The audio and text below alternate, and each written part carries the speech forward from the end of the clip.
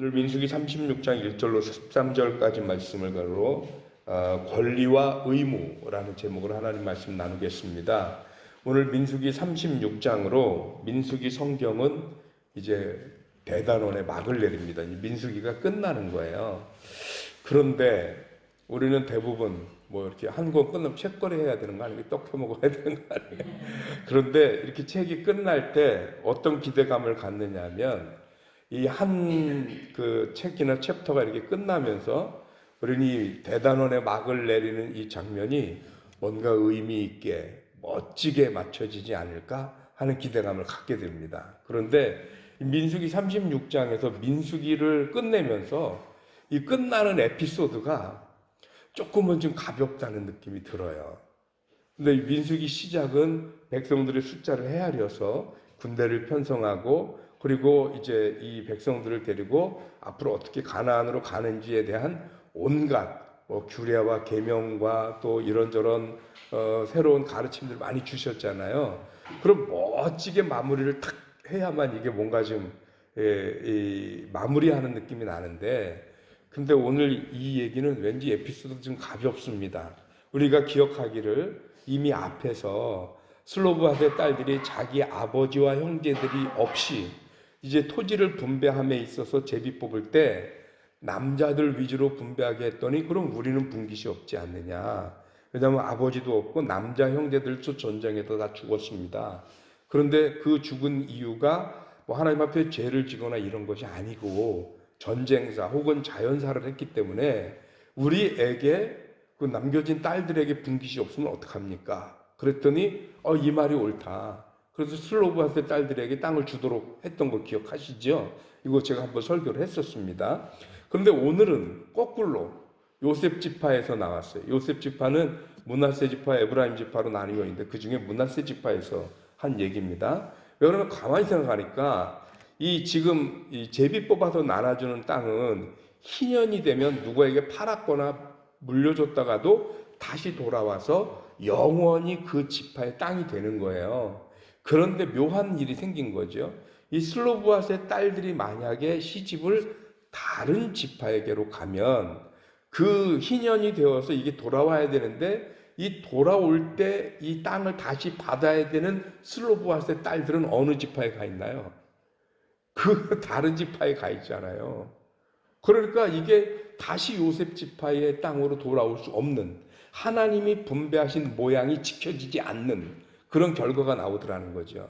그러니까 이건 어떻게 해야 됩니까? 라고 물어보니까 오늘 성경에서 뭐라고 얘기하냐면 모세가 그 말이 맞다. 그래서 하나님께 물어보고 하나님의 말씀으로 대답하기를, 그렇다면 슬로브핫의 딸들은 다른 방법 없고 반드시 네 지파의 남자에게만 결혼을 해라. 이건 뭐 대대로 그러라는 얘기는 아닙니다. 한 번만 그렇게 해놓으면 그럼 이제 슬로바스의 딸들이 가서 뭐가 생기냐면 남편이나 아니면 아들들이 생길 수 있잖아요. 그럼 혹여 이 딸들이 이 땅을 어디다 저 땅을 납혔든 팔아먹었든 뭘 했든 다시 희년이 돼서 돌아가면 어느 지파 안에 여전히 있나요? 요셉 지파 안에 계속 있는 거죠. 그러니까 이 한 번만큼은 반드시 같은 지파 사람에게 결혼을 해라. 그리고 이것은 슬로브핫의 딸들에게만 국한된 게 아니고 8절에서는 이스라엘의 모든 딸들이 만약에 이런 상황을 맞이하게 된다면 적어도 그때만큼은 다른 지파에게 결혼하면 안 되고 꼭 자기 지파 남자와 결혼을 해야 된다. 이 얘기를 하는 겁니다. 이건 대대로 자기 지파하고 결혼해라 이 얘기가 아니에요. 이런 상황이 발생했을 때예요. 어떤 상황이냐? 내 분깃, 내 기업을 주장하고 싶을 때.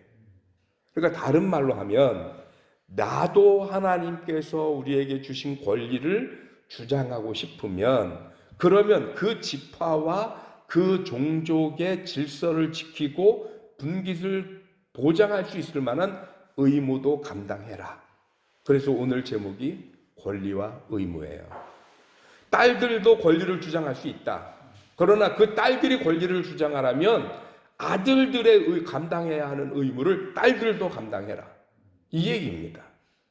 그렇게 생각하니까요, 민수기의 결말이 가벼운 게 아니더라고요. 왜냐하면 우리가 아까 조금 전에도 제가 민수기를 한번 이렇게 짚었습니다만, 민수기는 백성들의 숫자를 헤아리면서 그러면서 하나님과 이스라엘 백성들 간에 뭘 했냐면 언약을 체결했습니다. 하나님의 언약의 백성이 된 거예요. 그러면서 어떻게 되느냐 하면 이제 하나님은 이스라엘의 하나님이 되고 이스라엘은 하나님의 선택하신 백성이 된 거잖아요. 그로써 뭐가 생겼냐면 이스라엘은 하나님의 은혜와 하나님의 공급하심을 누릴 수 있는 권리가 생겨났습니다. 그런데 이 권리는 어떻게 해야 완성이 되느냐? 이 권리는 의무를 감당할 때 완성이 되는 거예요. 이 의무를 감당하지 않으면 권리를 완성할 수 없는 거죠. 그래서 우리나라가 아주 요즘은 좀 그런 사례가 옛날처럼 심하지는 않은데, 심지어 예전에 어느 한 분은 대통령 후보로 나갔다가 아들이 군대 안 간 것 때문에 대통령이 안 된 사례도 있어요. 왜요? 대통령이 되는 건 권세거든요, 권한. 그런데 군대도 안 갔다 오면 의무를 이행을 안 했다? 백성들이 이해가 안 되는 거예요. 어떻게 의무를 안 한 사람이 우리나라 최고 존엄이라고 하는 권세를 가지려고 하느냐? 말이 안 된다는 거예요. 그렇습니다.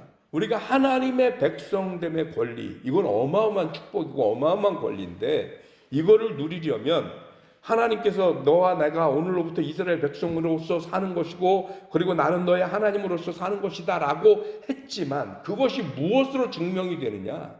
내가 하나님의 백성인 것은 하나님께서 우리 보고 지키라고 하신 의무를 지킬 때 내가 하나님의 백성으로 구별되잖아요.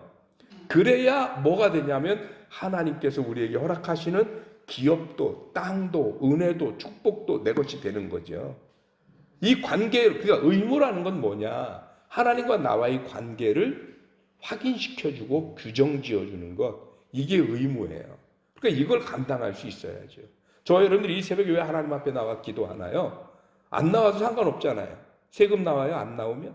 아니잖아요. 그런데도 나오신 이유가 뭡니까? 내가 하나님의 백성임을 알기 때문입니다. 그러니까 나오시는 거잖아요. 그래서 예배를 드리셨어요. 그러면서 여러분들 오늘 기도하시죠.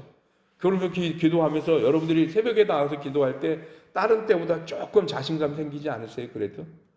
왜? 그래도 난 새벽에 나왔거든요. 의무 중에 한 부분을 감당했으니까 뭐 반드시 그런 건 아닌데 이상하게 우리들의 이 기저 심리 속에 그런 게 생겨요. 주여, 그래도 내가 이 새벽에 나오지 않았습니까? 그래, 내 기도도 좀 들어주세요. 이런 마음이 우리한테 생기는 거죠. 의무를 한 사람은 권리를 주장함이 당당해집니다.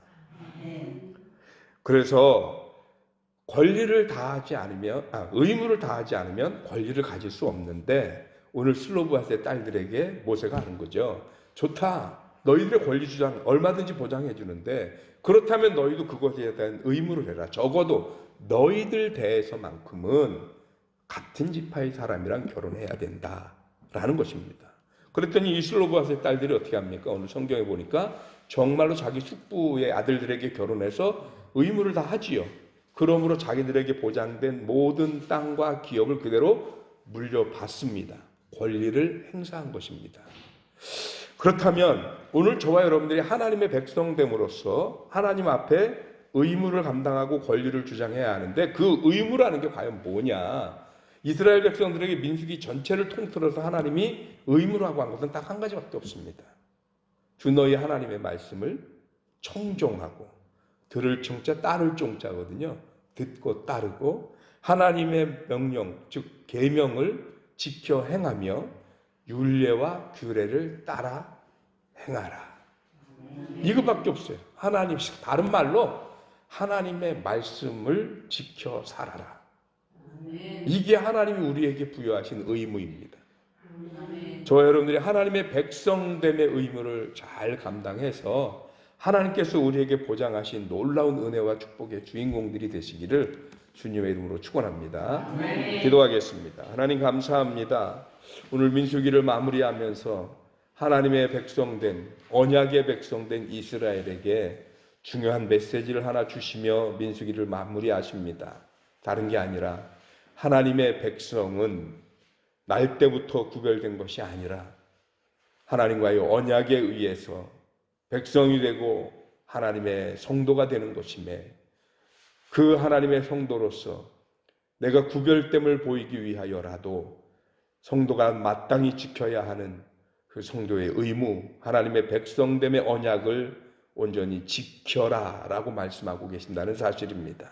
오늘 이 말씀 우리가 마음에 받아서 하나님의 백성의 모습을 지켜갈 수 있도록 주님 성령께서 도와주시옵소서.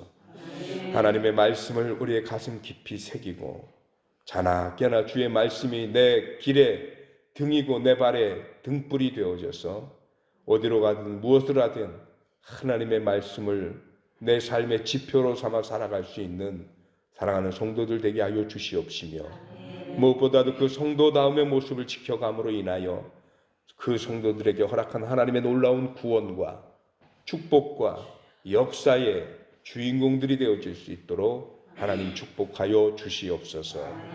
이 아침 구하옵기는 코로나로 인해서 발생한 일들이 전 세계를 혼란스럽게 합니다.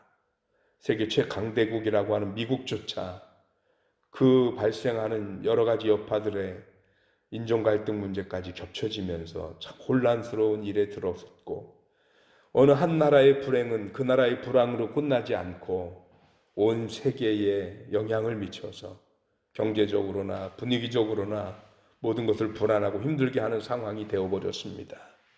연약한 인간들이 만들어낸 역사의 결과물이라는 것이 이렇다면 결국은 우리는 다시 하나님께 손을 벌려야 하고 다시 하나님께 매달려야 하는 게 아닌가 싶습니다. 하나님, 이때 우리가 다시금 하나님 바라보며 더더욱 주님 앞에 매달려 기도하면서 주의 은혜를 구할 수 있는 우리들이 되게 하여 주시옵소서. 근심하고 걱정되고 막연한 두려움이 있지만 그것으로 해결되지 않음을 압니다. 그래서 하나님 앞에 기도하오니 주님께서 들으시고 응답하시어서 우리를 향한 하나님의 긍휼하신 손길을 허락하여 주옵소서. 감사하고 예수 그리스도 이름으로 기도하옵니다.